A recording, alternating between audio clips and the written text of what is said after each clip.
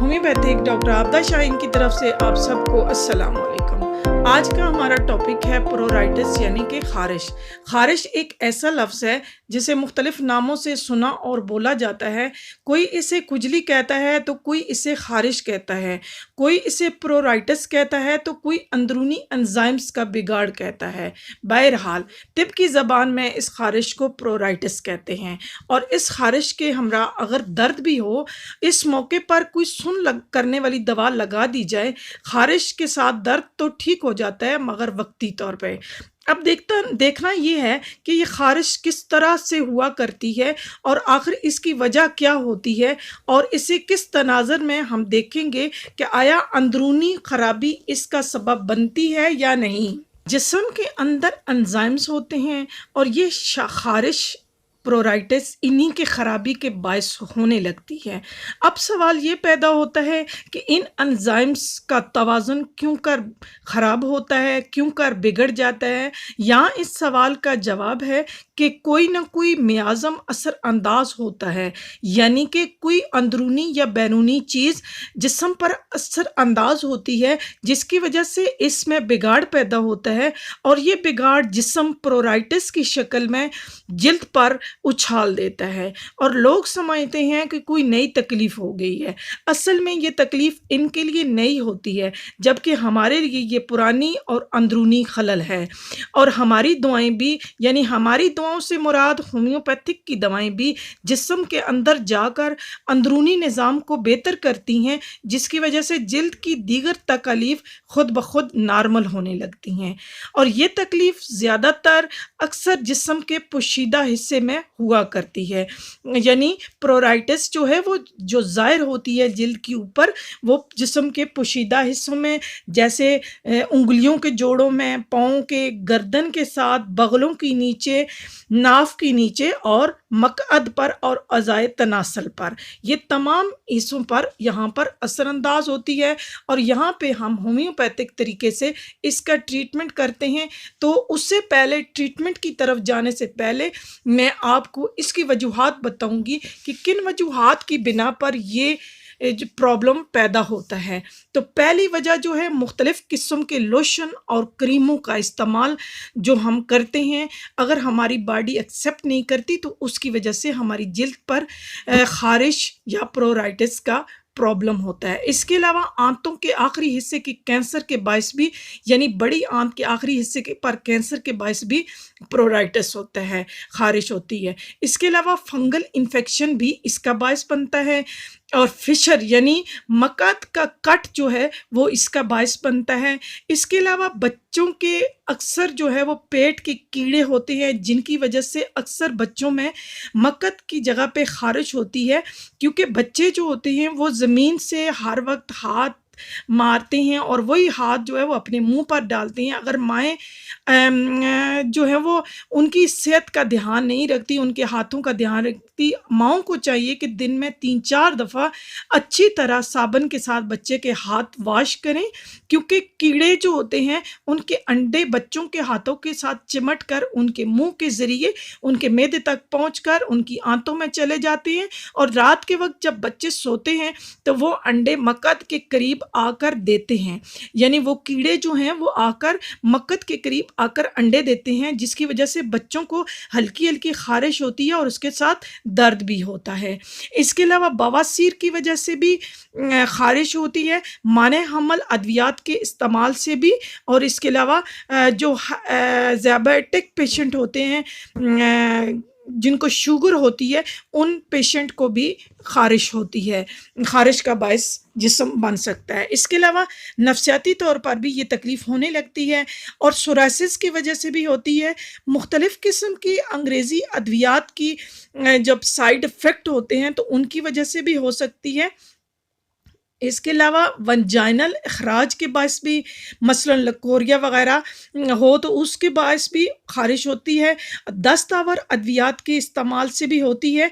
इसके अलावा बैक्टीरिया के इन्फेक्शन के बायस भी जिल्द पर खारिश होती है।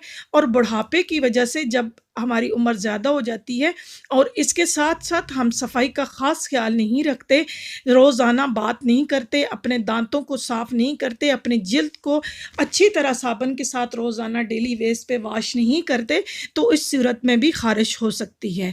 اس کے علاوہ جوؤں کے باعث، جب سر میں جوئیں پڑ جائیں بالوں میں تو ان کے باعث بھی خارش ہو سکتی ہے۔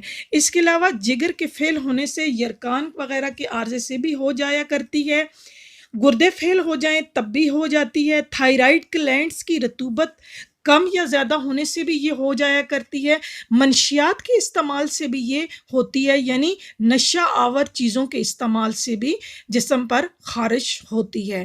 موسمی اثرات کی وجہ سے جب بہت زیادہ گرمی ہو یا بہت زیادہ ٹھنڈ ہو تو اس صورت میں بھی جو ہے وہ خارش ہو سکتی ہے۔ خون کی کمی یا کینسر کی وجہ سے بھی یہ خارش جسم پر نمودار ہو سکتی ہے۔ مختلف قسم کے صابن اور طرح کی کچھ جو دوائیں ہم جسم پر لگاتے ہیں، کچھ ٹیوبز لگاتے ہیں جو ایکسپائر ہو چکی ہوتی ہیں، یا اس کے علاوہ جو ہم کریمیں وغیرہ لگاتے ہیں جو ہماری باڈی جب ان کو ایکسیپٹ نہیں کرتی تو اس صورت میں جلد پر بگاڑ پیدا ہو جاتا ہے۔ ہائجینس بیماری کی وجہ سے، یعنی غدود کے کینسر کی وجہ سے بھی یہ ہو جاتی ہے۔ جلد کی اوپری تہہ کی سوزش کی وجہ سے بھی یہ ہو جاتی ہے۔ اس کے علاوہ اور بھی کئی وجوہات ہوتی ہیں، تو خاص طور پہ اس کے لیے، اس کی رکاوٹ کے لیے، ہمیں خارش کی رکاوٹ کے لیے ہم نے جب بھی کھانا کھانا ہے تو صاف ستھرا کھانا کھانا ہے اور دھو کے اور اچھی طرح پکا ہوا کھانا کھانا ہے، اور ہم نے اپنی جلد کو ہمیشہ سے صاف رکھنا ہے اور ہاتھ اچھی طرح دھونے ہیں، ناخن کاٹ کے رکھنے ہیں۔ یہ تمام وجوہات ہیں جن وجوہات کی بنا پر جب ہم ان کا کیئر نہیں کرتے، خیال نہیں رکھتے، تو پھر ہمارے جسم پر خارش ہوتی ہے۔ اب اگر تشخیص کے لیے بات کی جائے ایلوپیتھک میں، تو ایلوپیتھک میں اس کے لیے خون کا ESR HB وغیرہ کروایا جاتا ہے، red blood cells, white blood cells کی تعداد نوٹ کی جاتی ہے۔ اس کے علاوہ لپڈس یعنی کولیسٹرول، یوریا، پروٹین وغیرہ کی بھی چیک کروایا جاتا ہے، تھائرائیڈ گلینڈز کی رطوبت بھی چیک کروائی جاتی ہے۔ یہ تمام ٹیسٹ جو ایلوپیتھک میں کروائے جاتے ہیں، لیکن ہومیوپیتھک میں ایک بہترین ڈاکٹر بہترین طریقے سے اس کو سوالات کر کے، پیشنٹ کی ہسٹری لے کے، تو ایک ہومیوپیتھک کی بالمثل دوا دے کے اس کو ٹھیک کر سکتا ہے، اس کی مرض کی نوعیت کے مطابق اور اس کے سمٹم کے مطابق کہ کس وجہ سے خارش ہے، اس کی وجہ کیا ہے، اور اس کی وجہ کو جانتے ہوئے اس کی وجہ کے مطابق اس کو دوائی دے کے اس پیشنٹ کو ٹھیک کرتا ہے۔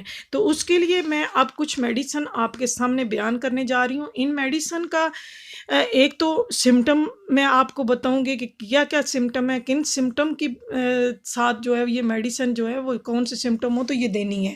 تو اس کے لیے پہلی میڈیسن میں جو آپ کو بتانے جا رہی ہوں وہ ہے سلفر۔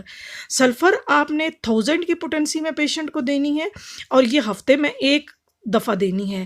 شدید خشک خارش ہو جس میں نہانے سے یا بستر کی گرمی سے خارش زیادہ ہوتی ہو، اور مریض جو ہے وہ اتنا زیادہ خارش کرتا ہو کہ اس کو خارش کرتے ہوئے سکون محسوس کرتا ہو، ایسے لگتا ہو کہ اب مزید خارش کرتا جائے اور خارش کرتے کرتے اپنی جلد کو زخمی کر دے اور وہاں سے خون نکل آئے، تو اس صورت میں آپ نے ہومیوپیتھک کی دوا سلفر 1000 کی پوٹنسی ہفتے میں ایک دفعہ پیشنٹ کو 5 قطرے زبان کے نیچے یا 1 چمچ نیم گرم پانی کے اندر ڈال کے دینی ہے۔ اگلی میڈیسن ہے اسکالن سونیا۔ یہ 30 کی پوٹنسی میں آپ نے یوز کروانی ہے۔ حمل کے دوران اگر اعضائے تناسل پر خارش ہونے لگے تو یہ دوا بہت اچھا کام کرتی ہے۔ اور اگلی دوا ہے امبراگریشیا۔ امبراگریشیا 200 سے 30 تک یوز کروانی ہے۔ یہ لکوریا، اعضائے تناسل کی بے حد خارش جس کی وجہ سے دکھن ہو، سوجن ہو جاتی ہو، اعضائے تناسل سوج جاتے ہوں، تو اس صورت میں آپ نے پیشنٹ کو یوز کروانی ہے۔ اگلی میڈیسن ہے آرٹیکا یورینس۔ یہ 30 تک کی پوٹنسی آپ نے یوز کروانی ہے۔ یہ اعضائے تناسل کی خارش ہو، اس کے ساتھ ساتھ جلن ہو، سوجن ہو اور اگزیما ہو، تو اس کے لیے یہ جو ہے یہ بہت اچھی میڈیسن۔ اگزیما سے مراد جسم کے جلد کے جو اوپر ہیں وہاں پہ چھلکے بن جائے اور ان کے نیچے جو ہے وہ پانی کی طرح جو ہے وہ مواد سا نکلتا ہو، تو اس صورت میں آپ نے پیشنٹ کی ہسٹری لینی ہے، اور پیشنٹ کی ہسٹری میں وہ پیشنٹ آپ کو بتائے گا کہ اس کے جوڑوں کی تکلیف بھی ہوتی ہے۔ اگر جوڑوں کی تکلیف بھی ساتھ ہو، جوڑوں میں اس کو درد ہوتا ہو اور یورک ایسڈ بھی اس کا بڑا ہوا ہو، تو اس صورت میں آپ نے یہ میڈیسن یوز کروانی ہے۔ اگلی میڈیسن ہے کیلیڈیم۔ کیلیڈیم جو ہے یہ 200 سے 30 تک آپ یوز کروا سکتے ہیں۔ یہ دوا عزائے تناسل کی خارش میں بہت مفید ہے، مریض یا مریضات دونوں کے لیے۔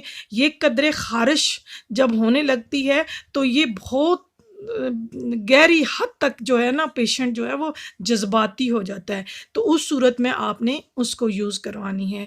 اگلی دوا ہے سپیا۔ سپیا 1 ایم میں 30 سے لے کے 1 ایم تک آپ پیشنٹ کو یوز کروا سکتے ہیں، اور یہ ونجائنل کے لیے جو فیمیل کو جو ہے وہاں پہ ونجائنا میں خارش ہوتی ہے اس کے لیے، ونجائنا کی خارش کے ساتھ لکوریا ہو، جہاں پہ بھی لکوریا لگتا ہو وہاں پہ خارش ہو جاتی ہو، تو اس کے لیے یہ سپیا 1 ایم آپ نے پیشنٹ کو یوز کروانی ہے۔ اور اس کے بعد اگلی میڈیسن ہے بوریکس۔ بوریکس بھی 30 کی پوٹینسی میں آپ نے پیشنٹ کو یوز کروانی ہے، اور یہ دوا جو ہے یہ دوران حمل فیمیل کے لیے بہت اچھا کام کرتی ہے۔ اور اگلی دوا ہے کریازوٹ۔ کریازوٹ جو ہے یہ عزائے تناسل کی اندرونی اضاء خارش جب چلی جائے اور اس کے ساتھ جلن بھی ہو، اندرونی اعضاب میں بھی بیرونی دونوں میں ہو، تو لکوریا جو ہے وہ زرد رنگ کا ہو، تو اس صورت میں آپ نے پیشنٹ کو یوز کروانی ہے۔ اور اس کے ساتھ یہ دوا جو ہے یہ خارش پیشنٹ کو ہر وقت رہتی ہو، ہر وقت کھجاتا رہتا ہو، تو ہر وقت مجبوری کے تحت کسی ٹائم بھی لوگوں میں کھڑا نہ ہو سکتا ہو، تو اس صورت میں آپ نے کریازوٹ میڈیسن پیشنٹ کو یوز کروانی ہے۔ اگلی میڈیسن ہے مرکسال۔ مرکسال بھی 30 سے 200 کی پوٹینسی میں آپ نے یوز کروانی ہے۔ یہ ونجائنل خارش اور پیشاب کے لگنے کی وجہ سے خارش ہو تو اس صورت میں آپ نے یوز کروانی ہے۔ اسی کے ساتھ میں اب آپ سے اجازت چاہوں گا۔ اللہ آپ کا حامی و ناصر ہو۔ اللہ حافظ۔